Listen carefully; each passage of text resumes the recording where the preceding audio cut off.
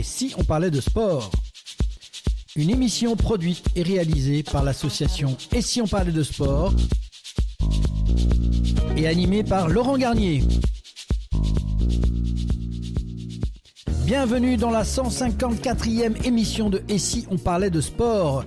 Votre rendez-vous 100% passion revient avec intensité, porté par une équipe survoltée, des voix qui vibrent sport en une seule mission, donner la parole à celles et ceux qui font battre le cœur du sport chaque jour.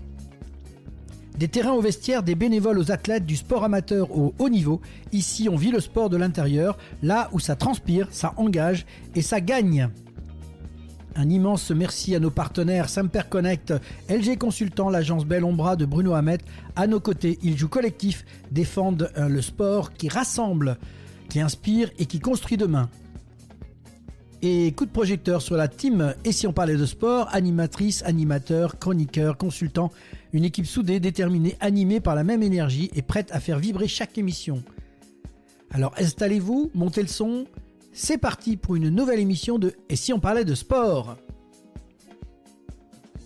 Et en première mi-temps, nous prenons la direction des pistes d'athlétisme, des stades, du running et du sport santé avec un invité bien connu du paysage sportif régional, Marc Congras, qui est le président de la Ligue d'athlétisme d'Occitanie.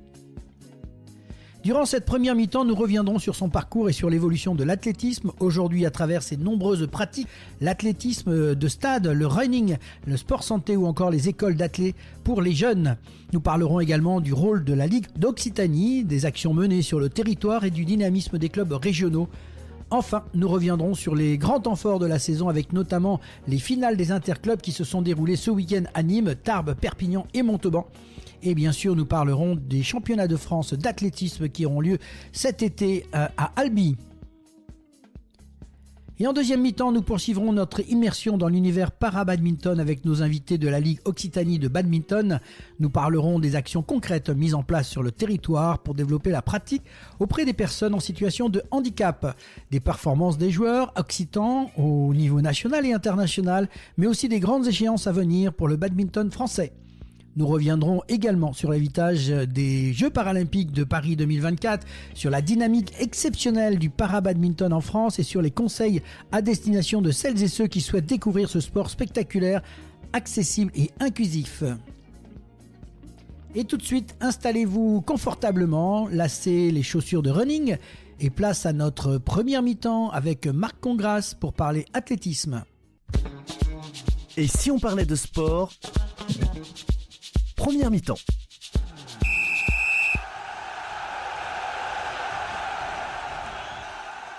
Et retour sur le plateau de Et si on parlait de sport aujourd'hui, direction les pistes, les stades, les chemins de running et même les sentiers de marche nordique pour parler d'un sport universel, l'athlétisme. Et pour en parler, nous recevons un invité qui connaît parfaitement le terrain et les enjeux du développement de ce sport en région, Marc Congras, qui est le président de la Ligue d'athlétisme d'Occitanie. L'actualité de l'athlétisme régional est particulièrement riche cette saison avec des interclubs, les grands meetings à venir et les championnats de France élite programmés cet été à Albi. Marc, bonjour. Bonjour à vous, bonjour à tous. Merci en tout cas d'être avec nous, Marc.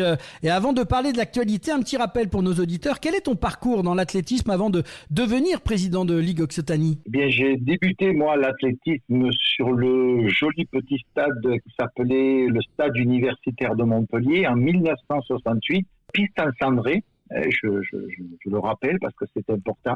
Athlète, éducateur, entraîneur, officiel, dirigeant, vice-président de la Ligue de Languedoc pendant 8 ans, puis président du Montpellier Université Club Athlétisme, et en 2024, le 16 novembre 2024, président de la Ligue d'Occitanie.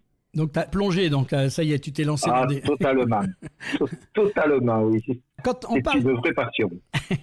Justement, quand on parle d'athlétisme, beaucoup pensent immédiatement aux 100 mètres ou au saut à la perche, mais aujourd'hui, l'athlétisme représente énormément de pratiques différentes. Tu peux nous en parler un peu ? Tout à fait, oui. Nos bases, notre sport, comme on dit, c'est le premier sport olympique. Mais il faut regarder exactement ce qui se passe dans l'athlétisme. C'est comme on dit, marcher, courir, sauter, lancer. Surtout, c'est chez les jeunes. En plus, c'est une certaine école de vie. Aujourd'hui, il y a plusieurs pratiques, nouvelles pratiques, pardon. Le running, l'univers du running aujourd'hui s'est agrandi. Alors vous avez deux situations, c'est l'amateur, celui qui fait ça pour le plaisir, et le compétiteur. Bon, tous les dimanches sur les routes de France et de Navarre, nous avons des gens qui courent et qui se font un plaisir de courir pour le plaisir. Et après, vous avez aujourd'hui des nouvelles pratiques, course de montagne, course verticale. Alors ça, il faudra un jour que j'assiste à une compétition, parce que je suis très, très demandeur de voir ça. Et le trail, évidemment, les différents trails que vous voyez, du 7 au 10, au 20, au 30 km. Après, il y a le secteur sport et santé. Nous venons, et aussi une pratique qui est connue, qui est très connue même, mais qui avait tendance un petit peu à le laisser un petit peu, comme on dit, sur le bord de la route. Et là, on retrouve le plaisir de faire des compétitions en équipe. Et les interclubs que nous allons parler, je pense, tout à l'heure, en sont un vrai exemple, quoi. C'est un engouement, quelque chose. J'ai participé hier à la finale nationale 1A à Montpellier pour le C. C'était une fête extraordinaire. Voilà. Concrètement, quel est le rôle de la Ligue Occitanie d'athlétisme ? Le rôle, c'est d'organiser. J'ai la chance d'avoir une équipe extraordinaire avec aux commandes monsieur Éric Albert qui est le directeur de la Ligue, et nous avons 6 ou 7 licenciés qui travaillent à l'organisation des compétitions. Nous avons des commissions qui préparent, par exemple, les officiels. Une dame qui s'appelle Sandrine Valette, c'est la présidente des officiels, et elle prépare des jurys de base. C'est-à-dire que pour toutes les compétitions qui sont faites dans l'Occitanie, vous avez des jurys de base. Alors, les jurys de base, on parle, c'est le starter, c'est la personne qui s'occupe du secrétariat, le JK, le photo finish. Voilà, c'est toute cette organisation que l'on voit, les renseignements que l'on donne à partir de septembre sur le comment faire les clubs, comment faire une mutation, comment faire une licence, et puis des renseignements tout simples de base que nous avons l'habitude de faire. Alors, surtout aider les départements et les clubs. Oui, justement, on va un petit peu parler de ce bilan de la saison, comment ça s'est passé, comment justement sur l'ensemble de la saison auprès de tout ce que vous avez monté, comment on peut aujourd'hui tracer un bilan. Alors cette saison, on va dire, elle n'est pas finie, puisqu'elle va finir le 31 août. Pour l'ensemble de l'athlétisme, nous avons deux situations qui ont donné un engouement à l'athlétisme encore plus fort. C'est le titre de championne du monde de Jenny Gressier et Marie-Julie Bonin, qui a aussi été championne du monde indoor. Et il s'est passé d'abord de très belles performances en général. Nous avons, en Occitanie, une jeune fille qui s'appelle Isabelle Blatt. Nous avons évidemment le décathlonien, le recordman du monde, qui est en train de se réentraîner. J'ai discuté hier avec lui, avec son entraîneur. C'est pas facile de se remettre. Donc, toute une émulation qui fait que des compétitions que l'on prenait niveau départemental, régional et national sont en train d'apporter un plus à l'athlétisme en général et plus particulièrement en Occitanie. On va faire un petit peu un focus parce que tu n'en as pas encore parlé, mais c'était important. C'est ce week-end avaient lieu les finales interclubs à Nîmes, à Tarbes, à Perpignan et Montauban. Des interclubs qui restent un moment très particulier dans l'athlétisme. Ah, totalement.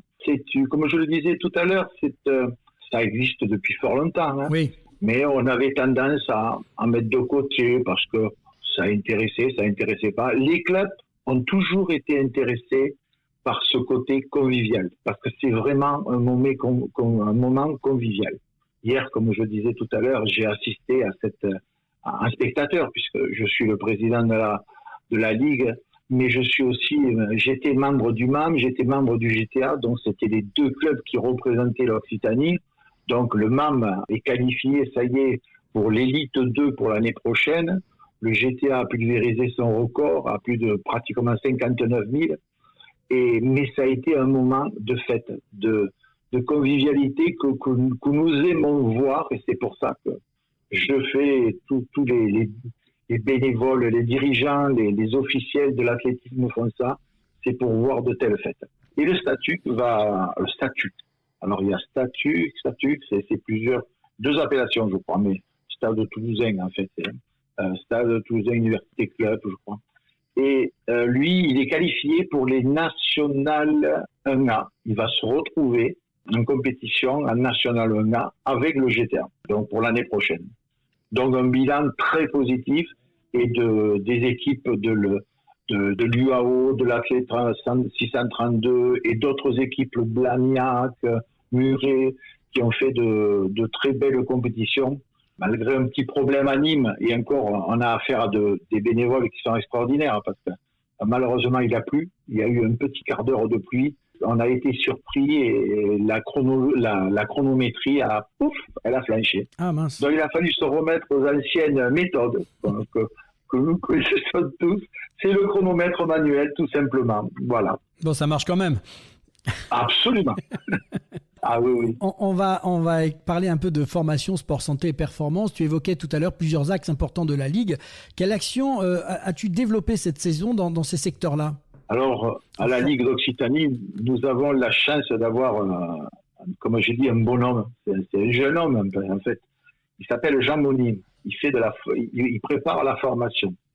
Et j'avoue que former ces entraîneurs, les juges et les dirigeants est essentiel pour nous, pour l'encadrement de qualité dans les clubs. Et j'avoue que lui, c'est un entraîneur, et c'est un entraîneur aussi, il est entraîneur, mais il s'occupe de la formation. Et la formation, pour nous, à la Ligue d'Occitanie, est très importante. En sport santé aussi, j'ai vu qu'il y avait des actions que vous aviez menées.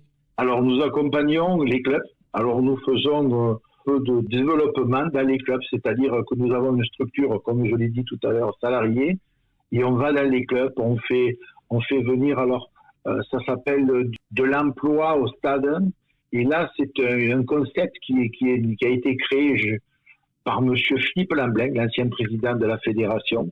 Et ça permet à des villes, n'importe quelle, avec le soutien de la Ligue, de venir travailler avec le France Emploi ou Emploi, je ne sais pas comment ça s'appelle, il y a plusieurs appellations. Et ça permet de faire venir des chômeurs. Le matin, ils travaillent tous ensemble. Il n'y a pas d'étiquette. À midi, on fait un petit repas. Et puis l'après-midi, on se dévoile. Et là, on voit que telle personne avec qui on a participé le matin, on s'est amusé comme tout. Et puis des fois, on s'est un petit peu chauffé gentiment, comme on dit. Et bien, c'est le directeur, ça. Et moi, je demande un emploi. C'est une ambiance. Là, j'avoue que je découvre depuis peu. Et c'est très particulier. Donc, c'est très important.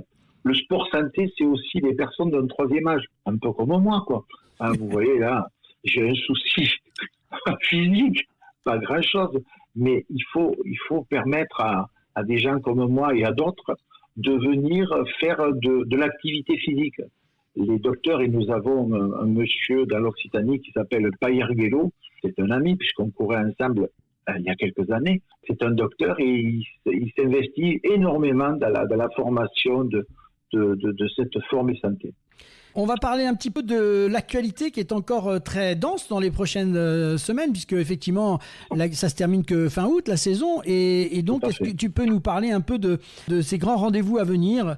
Nous aurons la finale B, équipe A terre. Je ne me rappelle plus à quel c'est le 24 mai, moi j'avais noté. Oui, mais le lieu, je ne m'en rappelle plus. Mais ça doit être central. On essaye, dans des compétitions comme ça, qui est un vrai plébiscite, parce que c'est vrai que nous avons beaucoup de monde et beaucoup de jeunes, évidemment. Et le but, c'est ça. Ça nous permet de réunir et de faire une belle compétition. C'est comme les régionaux Benjamin Mini. C'est la finale B, c'est-à-dire qu'en fait, la finale A, je crois qu'on a quelques équipes de l'Occitanie, je ne les ai pas en tête malheureusement, qui vont participer au niveau national. On a la finale nationale. Et c'est un grand moment parce que l'équipe athlète apporte beaucoup à un jeune pour l'avenir. Le 30 mai, il y aura un meeting national de Toulouse. Donc je vais y venir parce que j'espère déjà rencontrer monsieur le maire. Et j'aime surtout, je voudrais que vous regardiez un petit peu ce meeting qui est avec mon ami Thierry Gilbert qui essaye, et cette année en plus, il vient de se requalifier pour la Nationale 1A. Donc, ça va être un grand plaisir de le rencontrer sur ce stade et ça va être un moment particulier. Nous avons le lendemain, alors on n'en a pas parlé, mais je pense que c'est important. Remettre au goût du jour le sport master. Pourquoi? Parce que je pense qu'il y a un certain nombre de personnes qui arrêtent l'athlétisme pour diverses raisons et qu'on ne voit plus. Et puis, tu vois, hier, sur le stade de Philippides, j'ai rencontré un certain nombre d'athlètes qui avaient arrêté pour des amis qui s'appellent Mathilde Andro ou d'autres personnes qui ont arrêté l'athlétisme depuis plusieurs années et ils viennent. Et je crois que c'est un vecteur d'éveil. Pourquoi? Parce que ça permet aux jeunes qui sont là, qui viennent à 11 ans, 12 ans, 13 ans, de dire, tiens, mais regarde, il y a des athlètes, oh, ils sont vieux, ça. Ah ouais, mais t'as vu quand même, la perf, elle est pas mal, hein? Ah oui, oui, hein. Bon, voilà. Donc je pense que, et j'en parlais ce matin avec la vice-présidente Janine Courtade, la présidente de Muret, nous allons essayer de coupler des compétitions avec les jeunes, c'est-à-dire comme je dis, Benjamin Minime, avec des masters, pour avoir cet éveil, pour avoir cet accompagnement. Et ça, je pense que ça risque de non seulement marcher, mais faire plaisir aux deux participants, les masters et les jeunes. 31 mai, effectivement, nous avons une compétition qui s'appelle Balma Impulse à Balma.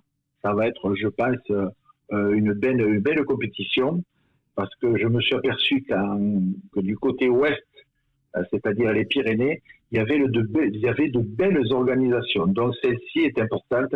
Et évidemment, ça va être un grand moment qui va être le 24, du 24 au 26 juillet, les championnats de France à Albi.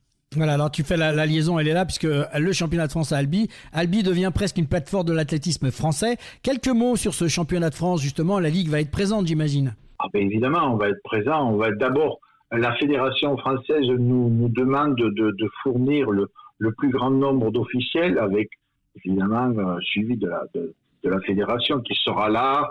Je dirais même que la veille, nous allons avoir un comité directeur dont nous faisons partie, les présidents de Ligue. Mais effectivement, nous sommes accueillis à Albi comme une ville extraordinaire. Madame la maire, qui est une dame extraordinaire, puisque au sortir du Covid, elle a organisé des championnats de France en quelques mois. Et puis on est toujours bien reçu à Albi, le club, l'éclat Albi, c'est magnifique, quoi. Une convivialité, une envie de faire plaisir aux gens, de recevoir les gens. Et puis on est bien dans ce Tarn, hein. Il est pas mal aussi. Hein.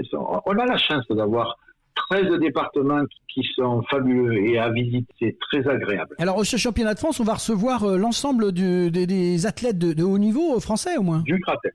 Ah, mais tout à fait. Les championnats, il y a différents championnats. Maintenant, il y a de nouvelles appellations que nous avons appris aux différents comités directeurs dont j'ai participé. Et là, comme on dit, ce sont les France élites, c'est-à-dire que c'est le gratin de l'athlétisme français. Vous risquez d'avoir normalement tout le monde. Là, je pense pas qu'il y aura peut-être des championnats d'Europe ou quelque chose comme ça, mais nous devrions avoir des personnes comme Gressier, comme Bonin, comme peut-être Kevin Meyer qui est là, qui a fait 5-10 hier à la perche. Nous allons avoir le gratin et dans ce stadion municipal d'Albi, ça va être un moment, je pense, féerique. On va passer du national, peut-être avec un petit clin d'œil sur l'international. Je pense que tu t'occupes un petit peu de ça aussi. Tu regardes du moins. Qu'est-ce qu'elle regarde? Je regarde. Sur ces grandes compétitions internationales, entre autres comme la Diamonds League ou les championnats d'Europe. Quel est le regard que tu as là-dessus, toi? Ah ben là, on regarde, moi personnellement, j'ai ce regard de professionnel. Voilà. C'est là que l'on voit la différence entre nous, département, ligue. Nous essayons, tu sais, les difficultés que nous avons avec les stades, avec les halles indoor. Et c'est là qu'on regarde avec ce plaisir qu'on aimerait faire tous les dimanches. Malheureusement, on ne peut pas. Et c'est vrai que la Diamond League, les championnats d'Europe, les championnats du monde, les Jeux Olympiques que nous avons organisés à Paris, est un moment inoubliable pour nos officiels, pour les athlètes, pour les bénévoles qui vont voir. Et hier, j'en ai vu quelques-uns qui dévisent dans les départements et qui font quand même une compétition comme ça. Ben oui, mais c'est qu'une finale nationale, non. Oui, mais on les voit pas. Alors vous voyez, il y a des petites réflexions qui font plaisir. Et c'est vrai que en tant que président de ligue aujourd'hui, j'aimerais qu'on apporte du renouveau dans les compétitions, du plaisir, le podium, la valorisation et de l'athlète et de l'entraîneur, mais aussi de nos bénévoles, des clubs qui font, parce que là, le MAM a organisé à Montpellier, mais c'est un travail de plusieurs jours à l'avance, donc on a un regard plus particulier et c'est très intéressant aujourd'hui à regarder. Et puis surtout, ça inspire les jeunes, parce que très souvent, nous avons en septembre des jeunes qui viennent et moi je veux faire comme tel et tel athlète, je veux faire. C'est le plaisir. Mais je sais bien que j'en parle pas, je suis un peu particulier, c'est une passion qui me dévore, ça. L'athlétisme, c'est quelque chose d'extraordinaire. J'aime le rugby, par contre, aussi. On va rester sur l'athlétisme, si tu veux bien. Avec les projets que tu as, justement, les projets à venir de la Ligue, quelles sont les visions? Est-ce que vous avez une stratégie d'avenir? Quels sont les projets à venir de la Ligue? Nous, il y a plusieurs choses, effectivement, mais nous voulons poursuivre les plusieurs objectifs que nous avions. C'est d'abord structurer le territoire. Et j'avoue que c'est pas facile puisque certains départements n'ont pas la même capacité à réagir. Ça, c'est important. Les départements, les territoires, les clubs, parce que ça aussi, on a beau dire, on a beau faire, c'est les clubs qui nous amènent les licenciés, hein, donc on ne peut pas faire autrement. Nous avons encore la volonté de, comme j'ai dit tout à l'heure, la santé, le sport santé, les pratiques accessibles à tous les publics, l'amateurisme, la personne qui a envie le dimanche d'aller courir avec la famille, voilà. C'est des moments que nous voulons essayer de mettre en place et de mettre essayer d'avoir comment, je sais pas, mais un événement de la Ligue d'Occitanie qui nous permettra de rayonner un petit peu parce que c'est un événement qui est important et qui a une valeur sentimentale pour nous, mais qui est très important pour les institutionnels, pour les gens qui nous suivent, et c'est un certain remerciement.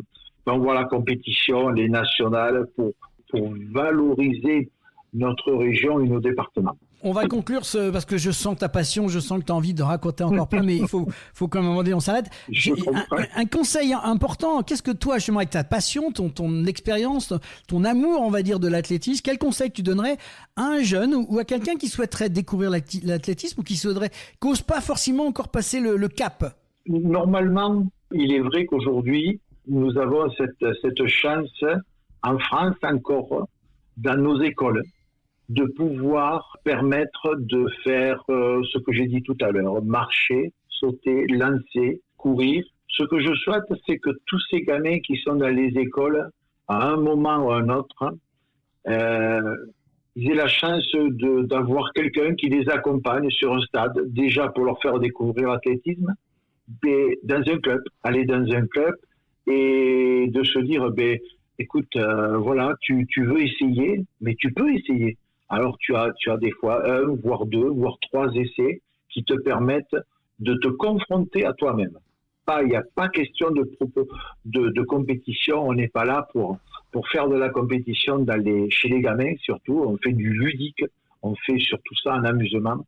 Et voilà, et après inculquer les valeurs qui sont les nôtres, hein, le respect, les forces, le partage et la solidarité, c'est ce côté, comme je vous disais tout à l'heure, et ça sera un mot de conclusion, la solidarité au niveau des équipes.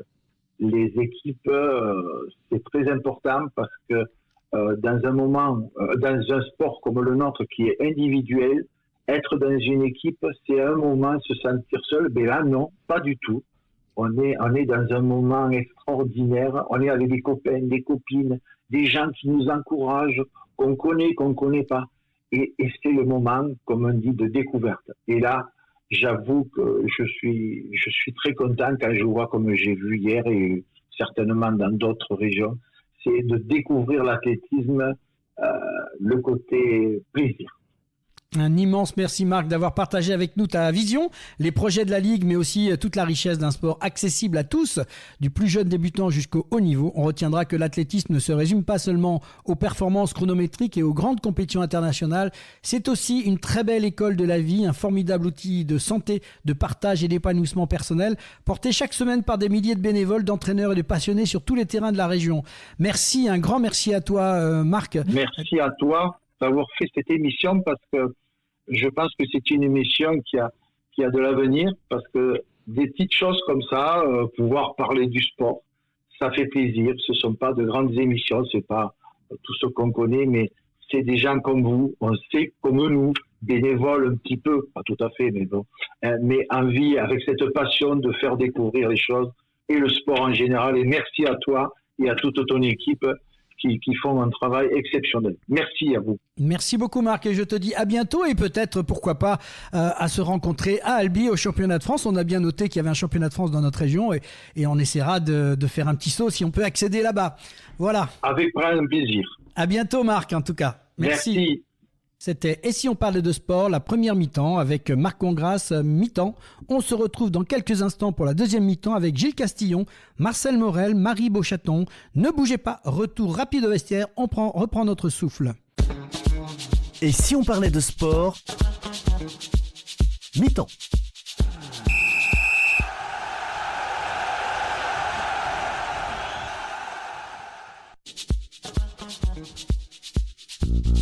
Devenez supporter de l'émission Et si on parlait de sport ? Depuis plus de 125 émissions, l'équipe de Et si on parlait de sport fait briller le terrain médiatique des sportifs, des entraîneurs, des dirigeants, des bénévoles, toutes celles et ceux qui font battre le cœur du sport au quotidien. Nos chroniques, nos interviews, nos reportages touchent chaque mois des milliers d'auditrices et d'auditeurs. Mais pour continuer, pour exister, pour aller encore plus loin, on a besoin de vous. Pourquoi nous soutenir ? Parce que vous aimez notre ton vrai, nos sujets humains, nos valeurs fortes. Parce que vous croyez que le sport, ce n'est pas que la performance, mais l'esprit d'équipe, la passion, la proximité. Et parce qu'un média indépendant, ça se défend. Alors avec votre soutien, on peut continuer à produire chaque semaine, à donner la parole aux acteurs du terrain et lancer de nouveaux formats encore plus forts. Alors rejoignez le club des supporters de l'émission. Ici, pas de minimum, pas de maximum. Chacun donne ce qu'il veut, ce qu'il peut. Un simple clic sur et si on parlait de sport.fr ou sur Hello Asso. Et bienvenue dans l'équipe. Allez, on compte sur vous. Devenez supporter de l'émission Et si on parlait de sport et faites partie de l'équipe qui fait vivre la passion du sport partout en France.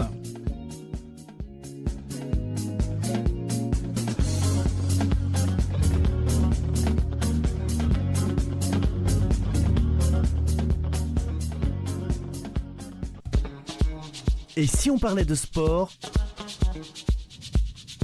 deuxième mi-temps.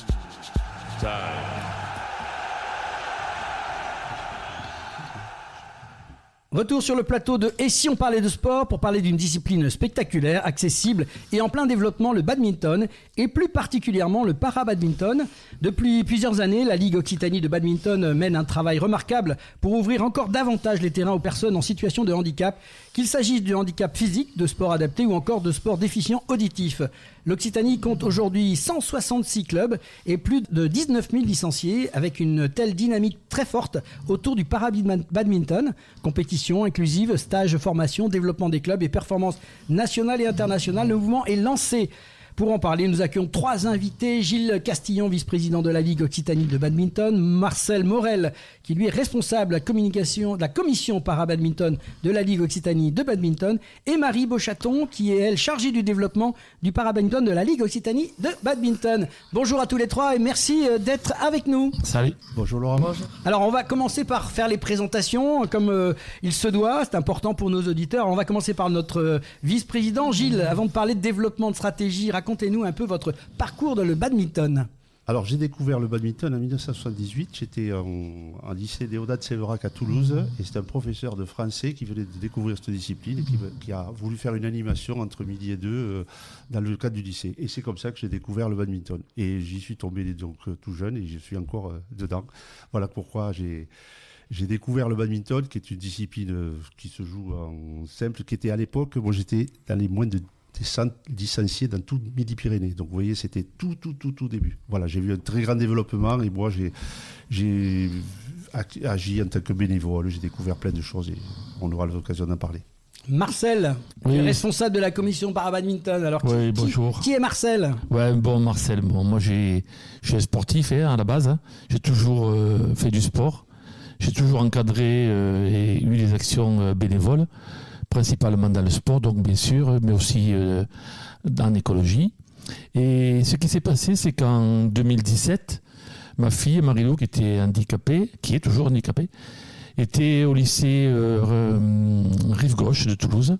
Et comme la majorité des handicapés, elle était dispensée de sport. C'est ce qui se passe, on ne s'embête pas. T'es dispensé, tes parents, non. Bon. Donc les parents sont souvent contents que le gosse soit dispensé, mais les enfants, on ne sait pas trop ce qui se passe. Et en effet, donc, quand elle a découvert le badminton et le para-badminton, ça a été pour elle une complète révélation. En fait, elle a découvert son corps. Elle a découvert qu'elle pouvait s'investir, qu'elle pouvait aller au-delà de ce qu'elle pouvait faire physiquement, et ça l'a transformée. Et du coup, moi, j'ai vu les difficultés qu'on pouvait avoir une personne en situation de handicap pour pratiquer le sport. Et j'ai décidé de m'investir dans ce domaine-là, qui était nouveau pour moi. Merci Marcel. Alors Marie, qui est la salariée du système en fait. Racontez-nous un peu Marie, qui vous êtes et ce que vous faites dans le cadre de cette ligue de badminton. Alors moi, du coup, j'ai découvert le badminton au collège et au lycée grâce à l'UNSS. Et, initialement, je faisais du tennis. Puis par la suite, je me suis inscrite en club, j'ai fait des actions de bénévolat, tout ça. J'ai été notamment bénévole au JO paralympiques de Paris, ce qui m'a vraiment rapproché du para-badminton et vraiment découvert les types de handicap, les joueurs, etc. Par la suite, j'ai été embauchée à la Ligue du coup, au mois d'octobre dernier, donc à la suite de mes études en STAPS. Et là, je suis en charge du coup, du développement du para-badminton à la Ligue et j'ai également d'autres missions sur la compétition, le sport santé, etc. Mais joueuse aussi un petit peu quand même ? Oui, je suis encore joueuse, compétitrice, je joue encore régulièrement. Et tu as gagné ce week-end ? Et j'ai gagné ce week-end. Et voilà, on peut le dire, On va commencer justement pour nos auditeurs qui découvrent un peu cette discipline. Comment on définirait un peu ce para-badminton ? Qu'est-ce qui peut m'en parler ? On démarre peut-être par Marcel. Le para-badminton, c'est comme tous les parasports en fait. C'est l'adaptation de sport pour les personnes en situation de handicap physique ou sensoriel. Mais adaptation, ça ne veut pas dire simplification, comme disait... c'est un sport qui est extrêmement technique, rapide, intense, mais aussi qui peut se pratiquer de façon beaucoup plus tranquille, on va dire. Certaines personnes handicapées jouent en fauteuil, d'autres debout. Et là, on peut parler de classification, en fait, de distinction de différentes catégories de handicap, parce que c'est compliqué de faire jouer une personne en fauteuil contre une personne valide ou contre une personne qui est en prothèse. Donc il y a des adaptations qui sont nécessaires. Alors justement, c'est important de relever un petit peu ça. Bien évidemment, il faut mettre les gens un petit peu à égalité. Donc il y a effectivement, il faut l'expliquer, il y a des commissions médicales pour déterminer ce qu'on appelle des classifications, Marie. C'est ça, oui. Il y a 6 classifications principales du coup au niveau de la fédération, auxquelles s'ajoutent les déficients auditifs. Donc on a les WH1 et WH2 qui sont les personnes qui sont en fauteuil roulant, donc soit avec... Voilà, tu vas nous expliquer calmement, parce que il faut vraiment que les gens comprennent pour okay. Tout le monde, c'est important. Donc les joueurs, donc ça c'est en fauteuil roulant. En fauteuil roulant, c'est ça, WH1 et WH2, donc les joueurs en fauteuil roulant. Ensuite, il y a les SL3 et les SL4 qui sont du coup les joueurs debout avec une atteinte des membres inférieurs, donc certains avec prothèse, dont d'autres non. Donc souvent c'est une perte un peu de force, de mobilité dans l'une ou les deux des jambes. Ensuite, il y a les SU5, donc c'est les joueurs qui ont une atteinte aux membres supérieurs, donc certains sont amputés, d'autres ont pareil une perte de mobilité et de force. Et ensuite les SH6, donc les joueurs de petite taille.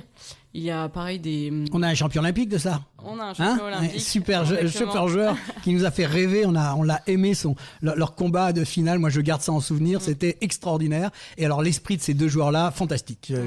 Je crois l'amitié qui prédomine, en fait. Ils ont apporté quelque chose.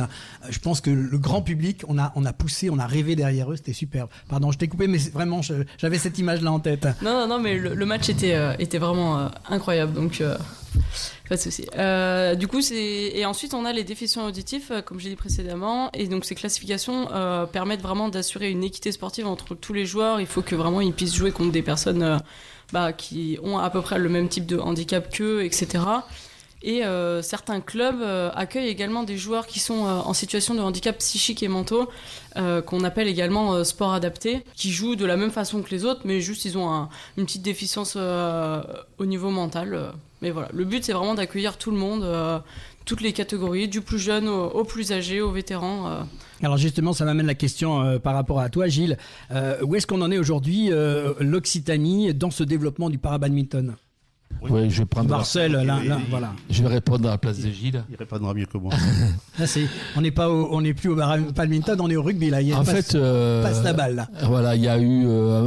On parlait de post-JO, d'héritage des JO, mais ce qu'on voit, c'est qu'on a un véritable développement au niveau national et au niveau, donc par répercussion au niveau régional. Et ça se renforce de cette année, par exemple, c'était spectaculaire. Bon, il faut savoir que la Ligue de badminton, pour les valides, c'est 166 clubs, avec 19 000 licenciés. Mais concernant le para-badminton, on a aujourd'hui près de 70 joueurs, avec une explosion du nombre de femmes qui ont rejoint les clubs. Qui ont osé, en fait, finalement. Ouais, c'est ça. Et est-ce qu'effectivement, le sentiment qu'on a, est-ce que ces Jeux Olympiques ont pu servir ? Est-ce que ça a boosté un peu ? On le pense. On l'a vu au niveau du nombre de licenciés. Je pense que c'est le fait qu'on en parle dans les médias, qu'on voit les handicapés, les joueurs handicapés de façon plus naturelle. Parce que là, je note dans les informations, mais plus de 43% sur une saison par rapport au nombre de femmes. C'est ça. C'est quand même important, quoi. On était à une petite douzaine de licenciés pendant 5-6 ans. Et là, on est passé à 25 pratiquement. Bon, là, on est en train d'essayer de voir pourquoi. Parce que c'est intéressant. C'est quand même intéressant, voilà. Et on n'a pas eu de baisse, par contre, des autres types de catégories. Le nombre de jeunes est constant, le nombre de vétérans est vieillissant, mais bon, constant aussi. Et des vétérans. Voilà, c'est ça, ils sont toujours là. Et voilà. Mais les clubs aussi, on a beaucoup plus de clubs qui accueillent. On a plus de 30 clubs aujourd'hui, alors qu'avant, on était à une petite vingtaine.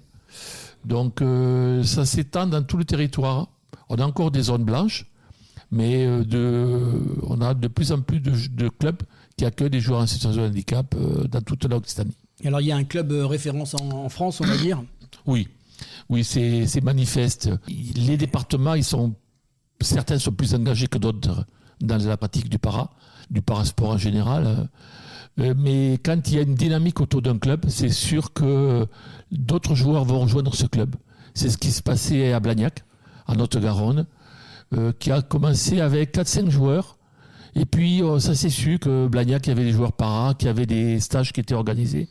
Et donc, les joueurs ont tendance à aller là-bas. Aujourd'hui, ils sont plus de 15. C'est un avantage parce qu'ils peuvent mener des actions, mais il faut faire attention aussi que ce n'est pas dans un seul club qu'il faut aller. Tous les clubs sont capables d'avoir un accueil de joueurs en situation de handicap. Mais c'est vrai qu'on tourne autour de certains leaders. Il y a une leader qui était Florence Delgal, donc de Blagnac. Oui, qu'on a reçue dans l'émission à l'occasion des Jeux Olympiques d'ailleurs. On lui fait un petit coucou. Ouais, une femme fantastique, donc plusieurs fois distinguée au niveau de la mairie, qui soutient de Blagnac, qui soutient énormément le club et la pratique du badminton et du sport santé également. Mais on a d'autres clubs aussi qui sont engagés en Occitanie, comme le club d'Albi dans le Tarn, de Toreil dans les Pyrénées-Orientales, Limoux-Castelnaudary dans l'Aude, et d'autres qui commencent à accueillir de plus en plus des joueurs. Mais donc ce que je disais, c'est qu'on n'est pas sur la volonté de concentrer tous les joueurs sur un seul club, mais de voir le nombre de clubs se multiplier. Et un objectif de 40 à 50% de clubs d'accueil est aujourd'hui envisageable. Alors Marie, petite question sportive, quand même, toi qui suis le plus près par ton travail. L'Occitanie, c'est une terre de performance. Est-ce que tu peux nous en parler un peu avec les sportifs de haut niveau ? Exactement, oui. Il y a notamment 3 sportifs qui évoluent au plus haut niveau, des parabadistes. On a notamment David Toupet qui a impulsé le parabadminton en Occitanie il y a déjà de nombreuses années. Donc, pour faire rapidement son palmarès, médaillé d'argent au championnat du monde en 2011, médaillé l'an passé en double au championnat d'Europe et actuellement toujours en course pour les JO de Los Angeles après ceux de Paris. On a également Maxime Gréboval, joueur de petite taille, ou encore Baptiste Martin qui est amputé d'une partie de son bras. Et ensuite, lors des derniers championnats de France qui se sont déroulés au mois de janvier à Pontsey, les joueurs occitans ont ramené 40 médailles à la maison, donc 5 en or, 3 en argent et 6 en bronze. Donc c'est vraiment remarquable, en tout cas, toutes les médailles qu'ils ont pu ramener. 14 médailles, c'est ça que tu dis ? 14 médailles, Oui, c'est ça. Oui. 14 médailles. Les Jeux paralympiques de 2024 ont clairement changé la visibilité du parabadminton, Gilles. Toi qui as vécu ça de près, je sais, on en a parlé, et que tu es revenu complètement enthousiaste de ce qui s'est passé. Justement, le regard que tu portes aujourd'hui par rapport à ça. Je crois que c'était un déclic. Le déclic a été déjà à Tokyo. Bon, ça a été joué Oui. C'était la première fois que le parabadminton était présent aux Jeux paralympiques. Bon, malheureusement, avec le Covid, ça n'a pas eu l'écho que l'on pouvait avoir, puisque sur place, il n'y avait malheureusement pas de public, il n'y avait rien.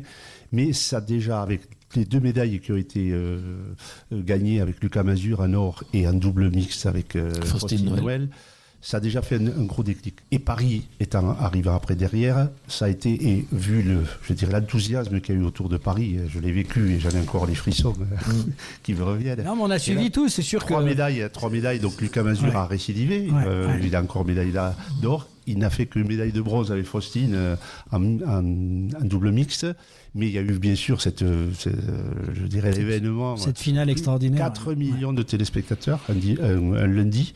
Je me souviendrai toujours, le 2 septembre, là, voilà, c'était extraordinaire que Charles Nouk, avec son adversaire, il y a eu une complicité sur le terrain qui nous a tous, je dirais, enthousiasmés et émus, parce qu'effectivement... Je crois qu'ils ont donné un autre regard du parabadminton, parce que vraiment, on reste. Moi, je suis resté scotché, je l'avoue, j'ai regardé cette finale jusqu'au bout, parce qu'ils ont su nous faire passer un message. C'était passionnant. Il y avait le plaisir de jouer. Ils ont transmis une humanité du sport et un plaisir de s'affronter. On voyait qu'ils tous les deux se faisaient plaisir, parce que son adversaire avait été médaillé de bronze à Tokyo, il devient médaillé d'argent, donc il est gagnant quand même par rapport à Tokyo. Et Charles, qui était l'outsider, il a surclassé tout le monde, et vraiment ça a été une émotion telle. Donc pour revenir à ta question, je pense que les Jeux de Paris 2024, les Jeux olympiques, mais surtout paralympiques, parce qu'il y a eu des médailles sur les paralympiques, avec des... Alors, merci aussi à France Télévisions et services publics d'avoir couvert cet événement. Ça, je veux le souligner, parce que c'est effectivement grâce à ces images. On a tous été derrière Bon, on n'était pas tous dans la salle, donc malheureusement, mais c'était extraordinaire. Je le répète, plus de 4 millions de téléspectateurs. Bon, à une heure de grande écoute, tout le monde a le frisson, et ça a déclenché effectivement une envie dans tous les clubs. C'est important à dire, c'est que maintenant, le parabadminton fait partie de la famille du badminton, quoi. On ne se pose plus la question dans les clubs. Bon, il y a encore quelques réticences, mais on est en train d'y travailler au niveau de la Ligue Occitanie. Alors, vous avez récupéré une Marie qui justement est toute contente de rentrer là-bas. Alors, sur le terrain, Marie, quelles sont les actions concrètes qui ont été mises en place cette saison ? Est-ce que Marie ou Marcel, je ne sais pas quel des deux Marie, raconte-nous un peu tout ça, quoi. Oui, en effet, à la Ligue, on réalise de nombreuses actions. En tout cas, on essaye, et là, la commission parabadminton est vraiment très active en ce moment. Pour en citer quelques-unes de nos actions, on met tout d'abord à disposition des fauteuils pour les clubs et les joueurs qui n'ont pas de fauteuil de sport. Donc, pour préciser, les joueurs en fauteuil ont leur fauteuil de tous les jours, on va dire, et ils ont aussi un fauteuil qui leur permet de jouer au badminton avec une petite roulette à l'arrière, des sangles, etc., pour vraiment être stable et pouvoir jouer au badminton dans les meilleures conditions. Donc on permet aux joueurs d'avoir des fauteuils. On organise également un stage de perfectionnement ouvert à tous les joueurs en situation de handicap, donc généralement le même week-end que le championnat régional, donc ouvert à tous les joueurs licenciés parabadminton en situation de handicap, que ce soit physique, déficient auditif ou mentaux, notamment cette saison où on l'a ouvert aux joueurs sport adaptés. Donc qui s'est déroulé il y a maintenant 3 semaines à Blagnac. On réalise notamment aussi des interventions de parabadminton dans les établissements de santé comme la clinique de Verdèche à qui on a rendu visite au mois d'avril. Donc c'était vraiment une super intervention. Notamment dans le département de la Haute-Garonne, on ouvre certaines tournois et compétitions, notamment le championnat interclub départemental à des joueurs para-badminton. Donc ça, c'est vraiment grande avancée. Il y a des joueurs valides qui peuvent jouer contre des joueurs para. Les règles ont été adaptées, etc. Pour finir, la Ligue réalise notamment un accompagnement des clubs vers l'accueil des personnes en situation de handicap, parce qu'on le sait, c'est pas toujours facile pour certains. Il y a une petite appréhension, une petite peur des clubs d'accueillir certains joueurs. Donc on est là pour les accompagner. Le message est passé, donc ceux qui nous écoutent, n'hésitez pas à vous rapprocher de Marie au niveau de la Ligue. Marcel, vous organisez aussi des temps d'échange avec les clubs. Oui, des temps d'échange. C'est un peu compliqué parce que l'Occitanie est grande. Et les clubs, c'est des bénévoles, donc il faut les rencontrer. C'est toujours facile. C'est un travail de terrain, quoi. Il faut faire du porte-à-porte. C'est un peu ça. C'est qu'il faut rassurer, accompagner les dirigeants et les encadrants qui se disent je vais pas savoir l'accueillir. En fait, si. C'est assez simple, en fait. C'est important ce que tu dis, parce que c'est vrai qu'il faut aussi que les dirigeants peuvent se poser ces questions-là, et que ce que tu dis est important, c'est de rassurer des deux côtés, c'est-à-dire aussi bien la personne qui vient que celle qui reçoit. C'est vrai qu'on appréhende probablement cette situation-là quand on ne connaît pas. Par définition, on ne sait pas. Donc là, c'est intéressant de faire passer ce message. Oui, c'est pour ça qu'on a la fédération met en place des formations. Il y en a une au Crêpes au mois de septembre, au Crêpes de Nantes au mois de septembre. Il y en a régulièrement toute l'année dans tout le territoire français pour que les encadrants soient plus à l'aise avec l'accueil d'un joueur en situation de handicap. Et puis, dans notre travail auprès des clubs, on a décidé et on a lancé la création d'un réseau de clubs qui permettrait de regrouper les gens qui sont impliqués dans le développement du para-badminton. Donc on lance cette action-là, et le but c'est donc d'être à plusieurs, et quand on est plus nombreux, on va plus loin et on est plus unis et on arrive. Pour échanger les infos. C'est ça, c'est pour échanger, puis pour donner être au courant de ce qui se passe en fait. Petite question, on vient de parler de la formation aussi, Gilles. Comment ça se passe exactement au niveau de la Ligue ? Quelle est votre action par rapport à eux ? Ce que dit Marcel, c'est qu'effectivement, sensibiliser tous les clubs, les dirigeants, créer un réseau pour, je dirais, partager les bonnes pratiques, avoir des projets communs. Justement, Marie l'a dit, on essaie d'aller vers les établissements. C'est là où il y a effectivement les établissements médico-sportifs. Les stades SAPA. Qui ont, je dirais, le public qui est en situation de handicap, qui ne connaissent pas forcément le badminton, y compris le personnel médical, qui ne connaît pas notre discipline, qui peut être adapté à certaines pathologies, pour reconstruire, je dirais, les corps qui ont été meurtris par des événements de la vie. Et donc ça fait partie des projets. Et là, on veut effectivement que le para-badminton soit, je dirais, une activité naturelle dans tous les clubs. Je reviens sur Marcel parce que on vient de parler de l'accompagnement, mais il faut aussi dire quand même qu'il y a des compétitions, il y a des événements auxquels ils peuvent participer. Quelques exemples que tu pourrais nous passer, Marcel. Alors, ou Marie, je sais pas. Non, mais je prends la réponse, sachant que Gilles, qui est ici, était le principal organisateur des premiers championnats de France quand même. C'est mieux que ce soit toi qui le cite, c'est plus facile pour lui. C'est moi qui le cite. C'est sympa. Donc Gilles Castillon qui organisait donc avec toute l'équipe de la Ligue. Mais c'est normal, il venait des Jeux Olympiques, il avait tout appris là-bas, maintenant c'est normal qu'il J'ai commencé en 2014. Bien avant, Marcel, je veux juste rappeler, j'ai signé avec Guy Soriano, qui était à l'époque le président du comité sport handisport à Midi-Pyrénées. J'étais le président aussi, son homologue. Et on a signé une convention pour justement s'occuper des gens en situation de handicap. Et David Toupé était un petit peu à l'origine, puisqu'il est venu s'installer sur notre région et il n'y avait aucune compétition pour lui. Donc le départ vraiment, c'est 2008, premier tournoi championnat régional, et puis qui a suivi deux tournois internationaux qu'on a organisés en 2010 et 2012. 2014, premier championnat. Justement, quelques compétitions que tu pourrais citer, Marcel. 2014, donc comme Gilles parle, premier championnat de France à Colomiers. Surtout donc grâce à David Toupé, c'est un joueur en fauteuil qui est de Tarbes, qui était déjà en équipe de France en valide et puis qui a continué donc en équipe de France para-badminton. Il faisait partie donc des premiers pratiquants Puis très vite, Gilles et son équipe organisent les championnats d'Europe carrément, ils n'ont pas eu peur, à Rhodes en 2018 sous la neige, avec plus de 150 joueurs, plus de 20 nations, avec les premiers titres de Lucas Mazur et de Faustine Noël et près d'une vingtaine de médailles. C'était énorme.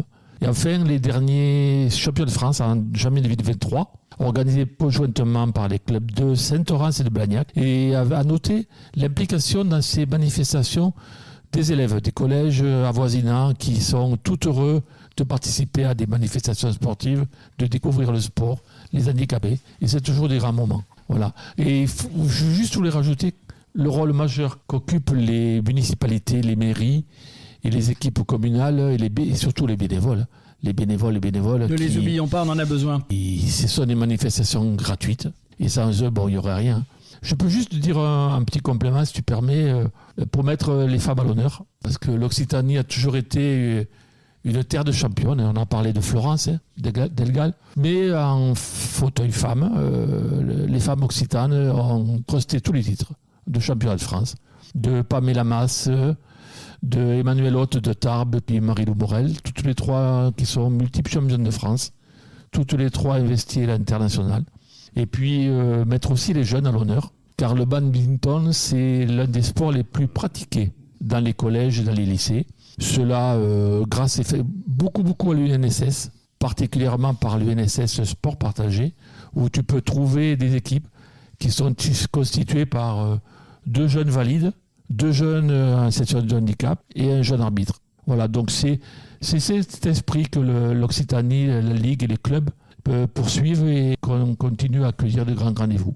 On va être obligé de raccourcir un tout petit peu. La question que je voulais vous poser aussi, on va être obligé de parler de badminton pour les valides quand même, et on va revenir, je pense que Gilles, tu l'as suivi, on l'a tous suivi, sur cette magnifique médaille d'argent de la Thomas Cup qui s'est déroulée récemment en Chine.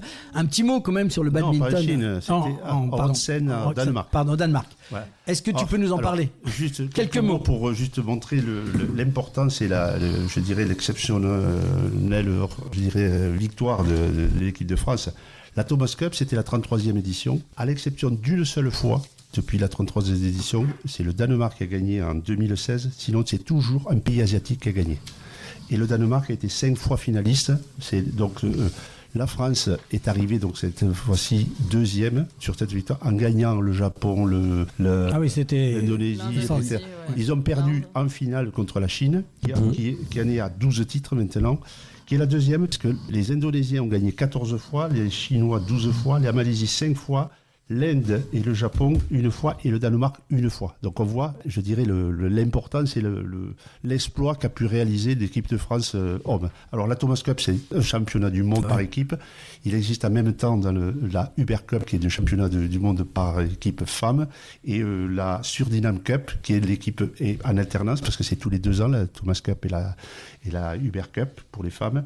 Et la Suriname, c'est par équipe les années impaires. Voilà. Mais la France s'est vraiment distinguée. On a vu avec beaucoup d'émotions. On a suivi, c'était passionnant aussi. Ouais, tout à fait. On va essayer de faire un dernier petit point sur les grands objectifs. Marie, c'est peut-être toi qui vas nous parler de ce sujet-là. Quels sont les grands objectifs à venir, en quelques mots, dans les mois qui viennent au niveau de la Ligue? Les prochains mois, oui, on va notamment continuer à développer le nombre de clubs accueillants. Donc on essaye, comme l'a dit Marcel, de créer un réseau de clubs pour rassurer peut-être ceux qui accueillent pas encore de joueurs, qui souhaiteraient en accueillir, notamment pour la saison prochaine. Donc là, on est dans la bonne période. On a organisé une table ronde là au mois d'avril à l'occasion du championnat régional et notamment on va réorganiser une autre table ronde cette fois-ci en visio pour pouvoir toucher davantage de clubs, notamment dans toute l'Occitanie, une région qui est très grande. Donc ça sera le 10 juin en visio en soirée. Les invitations vont bientôt partir. Donc c'est vraiment ça l'objectif principal, c'est de rassurer les clubs, être vraiment dans un accompagnement. On va également renforcer le nombre d'encadrants formés pour pouvoir accueillir également, au sein des clubs, pouvoir accueillir davantage de joueurs et de les accueillir, on va dire, au mieux. Et on va également essayer de multiplier les actions de découverte et de rencontrer des structures d'accueil de personnes en situation de handicap, de centres de rééducation pour faire des animations para-badminton comme on a pu le faire à la clinique de Verdèche. Et on aimerait que davantage de joueurs puissent franchir la porte d'un club et pratiquer le para-badminton sur la saison prochaine. C'est tout ce qu'on vous souhaite. Alors, on va conclure un peu cette émission parce que là, vous avez bien parlé. Et alors, je vais poser une question à chacun d'entre vous. Quel conseil vous donneriez aujourd'hui à quelqu'un qui souhaite se lancer? On va commencer par Marcel. Le seul conseil que je peux vous donner, c'est d'aller pratiquer, d'aller faire du bad. Tous les clubs sont là pour vous attendre, que vous soyez valide ou en situation de handicap, allez-y. Le badminton, c'est un sport pour vous, accessible, facile et convivial. Venez tous au bad. Marie, un petit point, alors en même temps nous dire où est-ce qu'on peut te trouver ou comment on peut te joindre, comment on peut avoir ces informations-là. Un petit point quand même sur quel conseil toi tu donnerais. Le conseil que je donnerais, c'est qu'il ne faut pas penser au handicap. C'est pas du tout un frein. Il faut vraiment se dire que la pratique du badminton est accessible à tous, que tous les clubs peuvent accueillir et que tous les joueurs peuvent aller pratiquer sans aucun problème. Et Gilles, un dernier mot. Je dirais que le badminton, pour reprendre ce que disaient mes collègues, ça se pratique à tous les âges. Voilà, vous allez vous amuser dès le premier jour. Ça, c'est un sport accessible. Dès le premier jour, on prend du plaisir. Voilà, donc après, on progresse, mais on peut rester dans le loisir. On peut aller vers la compétition, que ce soit pour les valides, pour les paras, ou dans l'inclusion, puisqu'on peut avoir des compétitions inclusives. Donc, venez essayer, comme dit Marcel, et puis vous verrez. Alors, l'endroit où on peut vous trouver, c'est un site, c'est... Marie, tu peux nous donner l'adresse du site éventuellement ou un numéro de téléphone, voilà. Sur le site de la Ligue, BADOC, donc BADO2C, donc comme le BAD et comme l'Occitanie. Vous pouvez nous trouver, il y a notre numéro de téléphone, les adresses mail, n'hésitez pas à nous contacter si besoin. Merci beaucoup à tous les trois d'avoir été avec nous aujourd'hui et dans Si on parlait de sport. On retiendra que le para-badminton continue à grandir en Occitanie, partout en France, porté par des bénévoles, des éducateurs et des clubs et des athlètes remarquables. Un échange passionnant qui montre que le sport peut être un formidable outil d'inclusion, de dépassement de soi et de partage. Merci à tous les trois d'être venus. Merci Laurent. Merci. À très bientôt. C'était Si on parlait de sport avec Marc Congras, Gilles Castillon, Marcel Morel et Marie Beauchaton. On se retrouve très vite pour une nouvelle émission consacrée à l'actualité sportive. C'est la fin du match et de cette 154e émission de Et si on parlait de sport. Et si on parlait de sport? Fin du match. Et c'est la fin du match et de cette 154e émission de Et si on parlait de sport. Un grand merci à nos invités du jour, Marc Congras, Gilles Castillon, Marcel Morel et Marie Beauchaton. Merci pour vos voix, vos parcours, vos témoignages et vos passions. Merci à nos partenaires LG Consultants, Imperconnect, l'agence Bellombra avec Bruno Hamet. Merci également à vous, auditeurs et auditrices, de nous avoir suivis. Continuez à liker, commenter, partager et surtout à vous abonner à notre chaîne YouTube. C'est vous, notre moteur. Cette émission est à retrouver en podcast sur les plateformes habituelles ainsi que sur le site Et si on parlait de sport. Vous aimez l'émission Et si on parlait de sport? Passez de l'autre côté du micro et devenez vous aussi membre ou supporter de l'association parce que Et si on parlait de sport, ce n'est pas qu'une émission, c'est une communauté de passionnés qui fait vibrer le sport sous toutes ses formes. En nous rejoignant, vous aidez à valoriser ses acteurs, à raconter ses plus belles histoires et à faire grandir cette aventure collective. Rejoignez-nous dès aujourd'hui et faites battre le cœur du sport avec nous. À très bientôt pour cette nouvelle émission Et si on parlait de sport, consacrée à celles et ceux qui font vivre le sport au quotidien. À très vite et d'ici là, continuez à vivre le sport autrement.